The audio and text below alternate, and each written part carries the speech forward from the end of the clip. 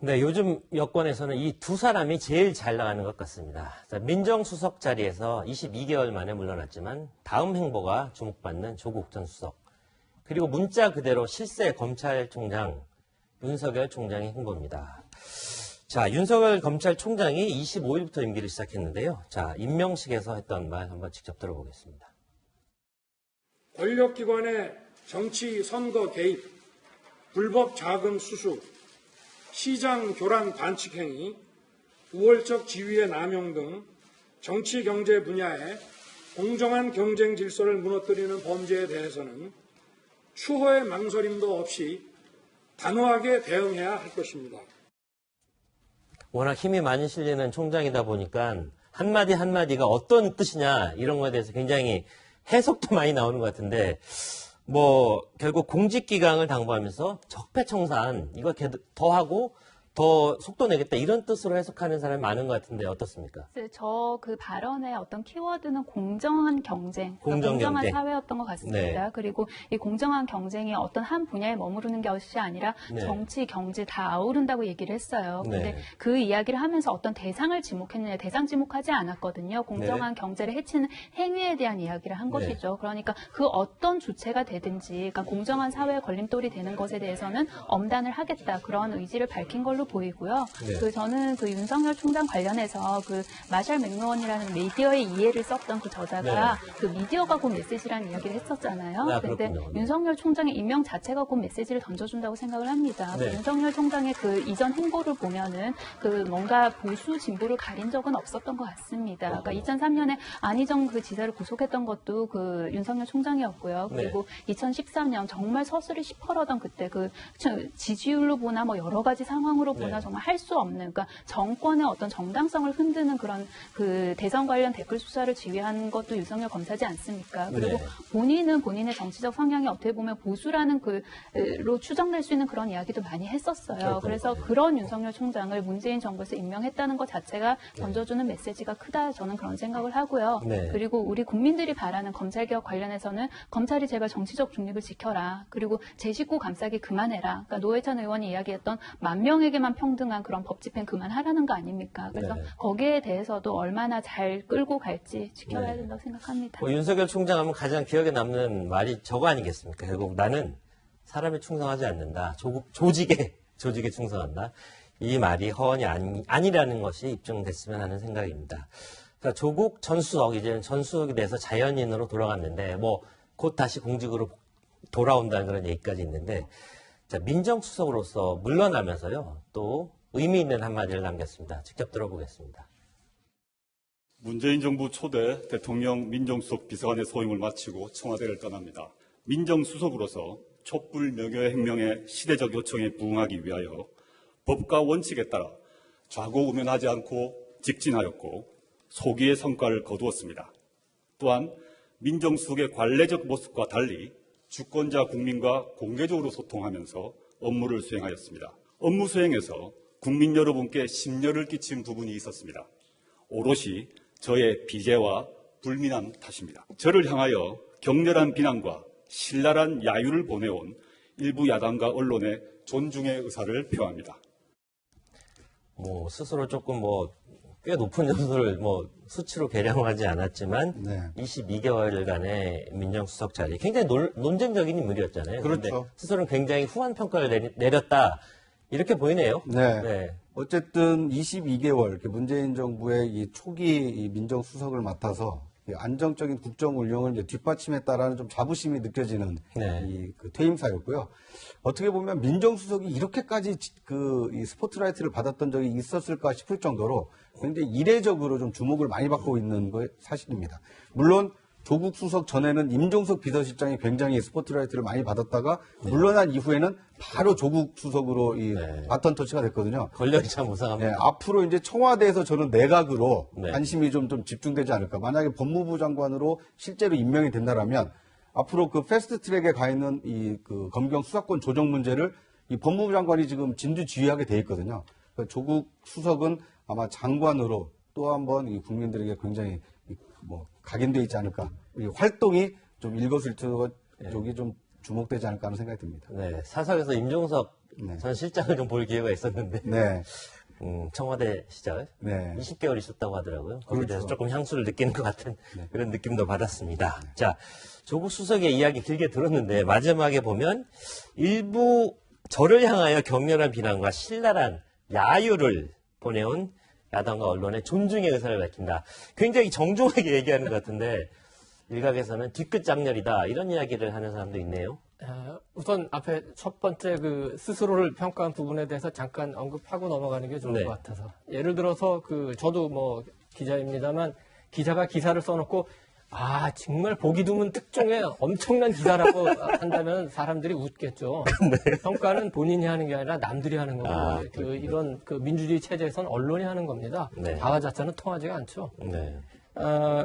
지금 얘기한 뭐 격렬한 비난, 신랄한 야유, 아마도 그 조국 수석은 본인이 그 법무부 장관에 대한 생각이 아마 있는 것 같습니다. 그러니까 네. 아마 청문회나 이런 거를 아마 생각하겠죠. 생각을 해서 아마 이렇게 얘기를 했을 것 같은데, 네. 그럼 저 말이 진심일까?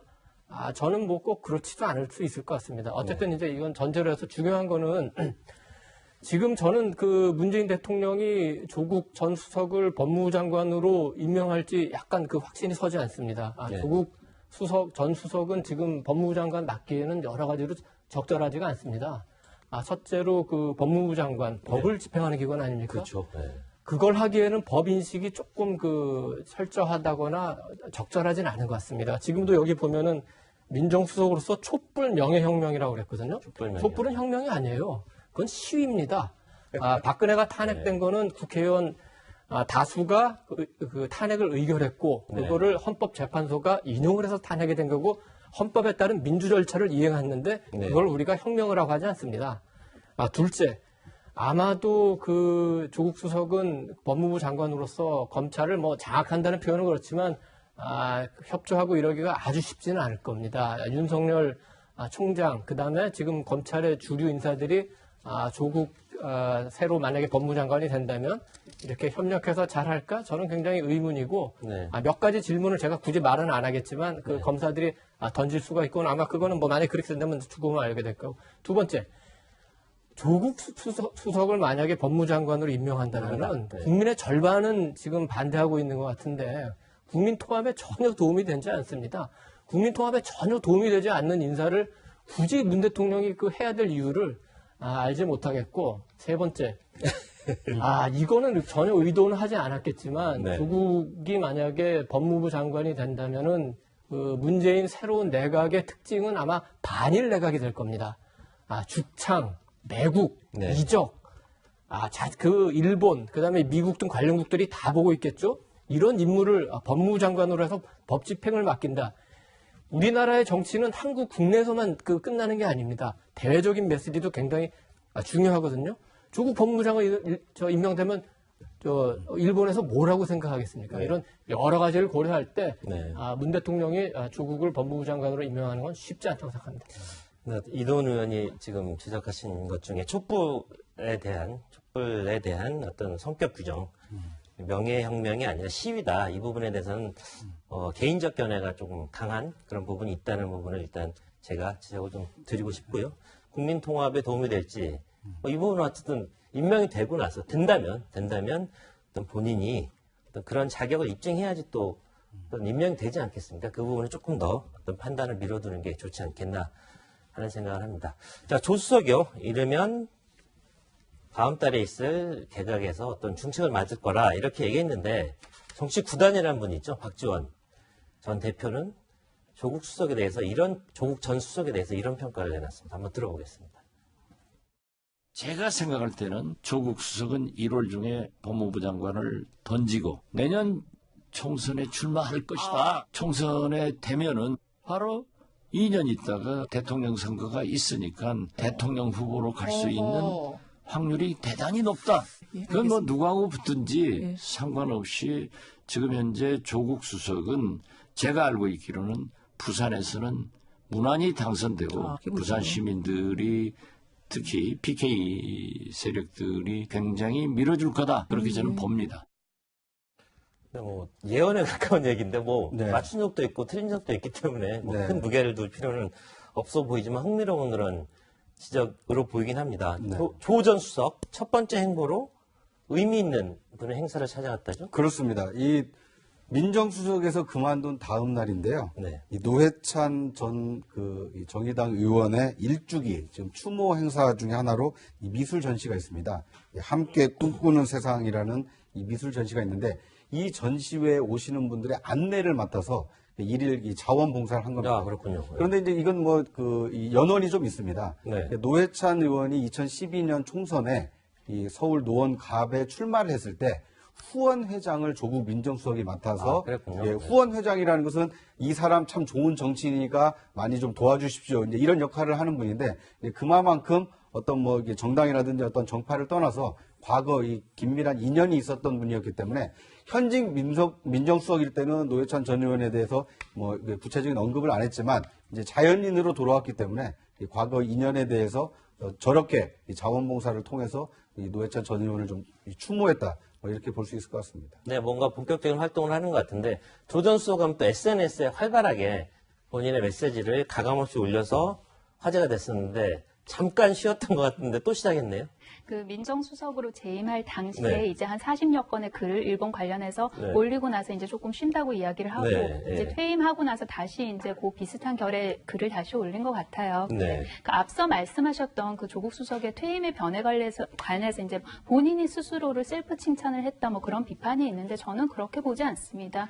네. 본인은 단지 이제 퇴임을 하면서 그러니까 소회를 밝힌 거예요. 근데 그 소회를 밝힌 거에 대해서 평가를 언론이 하고 있는 것이죠. 네. 그래서 셀프 칭찬을 했다고 하는데 그 전체적인 그 워딩을 보면은 그 국민들에게 심려를 끼친 부분에 대해서는 사과도 했습니다. 그리고 어떤 비난이나 야유까지도 존중한다는 거는 그거의 선제 조건은 합리적인 비판은 내가 이미 다 굉장히 깊은 고민을 했다는 게 이제 선제돼야 되는 거니까요. 그래서 쓴소리를 다 들었다, 들을 것은 들었다 그 정도 이야기를 한 걸로 저는 보이고요. 그리고 아직 그 전혀 뭐 임명이나 지명이 되지 않은 상황에서 뭔가 가정을 전제로 말씀드리긴 조심스럽습니다만 네. 법무부 장관으로 만약에 임명이 되는 거에 된다면, 대해서 이제 네. 그 뭐 앞서 말씀하셨던 그런 현안 관련 의견을 올린 거에 대해서 이제 정치적인 중립성을 완전히 잃은 그런 인사다라는 게 이제 큰 줄기의 비판 아닙니까? 근데 여기서 한번 다시 조금 짚고 넘어가야 될 게 민정수석으로서의 정치적인 중립을 우리가 어떻게 평가할 것이냐에 대해서는 조금 달라야 된다고 저는 생각을 합니다. 어떤 건가요? 민정수석으로서 정치적 중립을 지키는 게 현안에 대해서